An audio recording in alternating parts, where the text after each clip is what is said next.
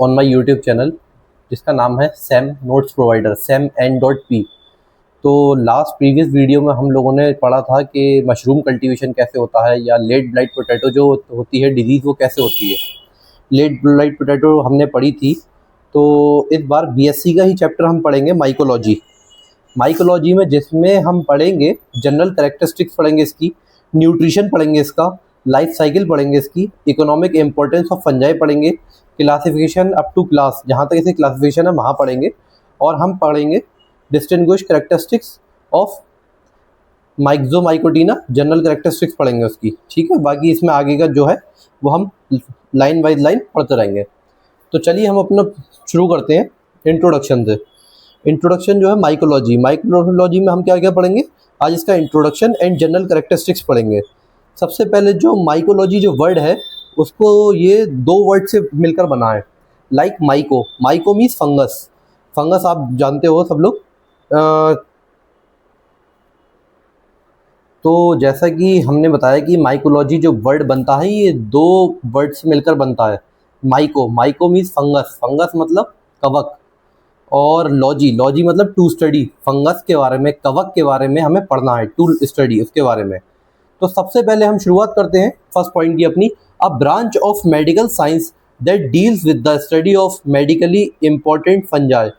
एक medical science, एक ऐसी मेडिकल साइंस जो डील करती है, जो इस बारे में हमें बताती है कि उसकी इकोनॉमिकली, उसकी मेडिकली जितनी भी फंजाई की इम्पोर्टेंट है, मतलब किस किस चीज़ों में हमें लाभदायक और इम्पोर्टेंट उसकी, मतलब जितनी भी लाभदायक चीज़ें हैं वो सब हम बताएंगे इसके बारे में, फंजाई के बारे में, कि हमारे लिए कितना ज़रूरी है, इम्पोर्टेंट है कितना। ठीक है, सेकंड पॉइंट में हम पढ़ेंगे word fungus has been taken from Latin word which means mushroom.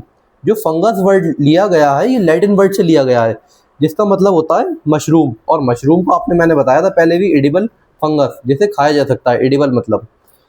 तो इसका थर्ड पॉइंट हम पढ़ेंगे scientist who is concern with fungi is called mycologist. जो भी साइंटिस्ट इसके बारे में पढ़ाई करते हैं, फंजाई के बारे में, उन्हें हम क्या कहते हैं, माइकोलॉजिस्ट। तो फोर्थ पॉइंट हम पढ़ेंगे इसके बारे में, Heinrich Anton de Bary is known as the father of mycology. इसके जनक, माइकोलॉजी के जनक जो थे, माइकोलॉजी के जो फादर थे, उनका नाम था Heinrich Anton de Bary. And उसके बाद है E.J. Butler, refer to as father of Indian mycology. जो इंडियन माइकोलॉजी को जो जनक हैं उनके, वो है E.J. बटलर। भारतीय जनक जो हैं माइकोलॉजी के बारे में बताने वाले, उनका नाम है E.J. Butler, refers to as father of Indian mycology. Fifth point हम पढ़ेंगे fungi are a chlorophyllous an organism that do not contain chlorophyll. A chlorophyllous का मतलब क्या होता है, ऐसे ऑर्गेनिज्म जो क्लोरोफिल कंटेन नहीं करते हैं, उनको कहते हैं, हम क्या कहते हैं, अक्लोरोफाइलस। तो फंजाई भी हमारी एक उन्हीं में से है, फंजाई आर अक्लोरोफाइलस। ठीक है, तो सिक्स पॉइंट हम चलते हैं उसकी तरफ। हेट्रोट्रॉफिक, ये इंपॉर्टेंट पॉइंट है सारे। हेट्रोट्रॉफिक जो है which means that organism that can not produce their own food. Heterotrophic हम उनको कहते हैं, उन ऑर्गेनिज्म को कहते हैं जो ऑर्गेनिज्म अपना खाना खुद नहीं बना पाते हैं, जो किसी दूसरे पर डिपेंड रहते हैं। तो ऐसे ऑर्गेनिज्म हम लोग क्या कहते हैं, हेट्रोट्रॉफिक। याद रखिएगा ये पॉइंट। चलिए नेक्स्ट पॉइंट पे चलते हैं। Fungi are non green in colour. जब जाहिर सी बात है उसके अंदर क्लोरोफिल प्रेजेंट ही नहीं होगा तो वो ऑलरेडी नॉन ग्रीन ही कलर की होगी। तो fungi are non green in colour. चलिए नेक्स्ट पॉइंट पे चलते हैं। इट मे बी यूनिसेल्युलर और मल्टी सेल्युलर। फिलामेंटस मतलब उसमें सिंगल सेल की भी हो सकती है और कई सेल्स की भी हो सकती है। यूनिसेल्युलर मतलब सिंगल सेल, और मल्टी सेलुलर मतलब कई सेल से ही मिलकर बन सकती है। इट मे बी यूनिसेलुलर और multi cellular. And next point है, ये यूकैरियोट्स होते हैं। टू टाइप्स की हमारी होती है, प्रोकैरियोट्स एंड यूकैरियोट्स। ये यूकैरियोट्स है। यूकैरियोट्स में इसमें क्या है, न्यूक्लियस भी है फंगस के अंदर। आपका माइकोलॉजी में फंगस के अंदर ये न्यूक्लियस भी है, इसके अंदर न्यूक्लियर मेम्ब्रेन भी है। जो उसके पास मेम्ब्रेन होती है वो न्यूक्लियर मेम्ब्रेन भी है उसकी।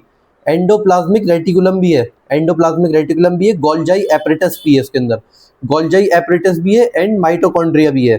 यूकैरियोट्स में सारी इसके अंदर चीज़ें हैं फंगस के अंदर।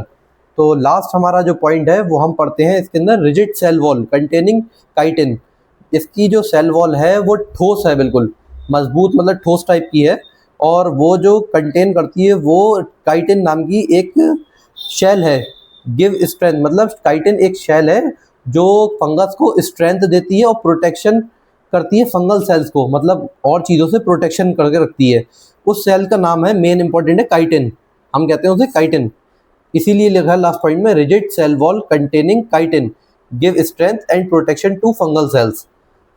ठोस है ये रिजिड। चलिए, ये हमने आपको इसका इंट्रोडक्शन और जनरल करेक्टरिस्टिक्स आपको बता दी हैं। नेक्स्ट पार्ट में हम बात करेंगे न्यूट्रिशन, ये खाना कैसे खाते हैं, खाना कैसे बनाते हैं और किसके ऊपर डिपेंड रहते हैं, किन किन चीज़ों पर डिपेंड रहते हैं। तो नेक्स्ट पार्ट के लिए आप लोग कमेंट करिए कि नेक्स्ट पार्ट इसका चाहिए आपको, और मेरी वीडियो को प्यार दिए, लाइक करिए, सब्सक्राइब करिए और शेयर करिए मेरी वीडियो को with BSc student, MSc student and जितने भी माइकोलॉजी डिपार्टमेंट, माइकोलॉजी से जो संबंध रखते हैं उनको शेयर करिए सबको वीडियो। Thank you.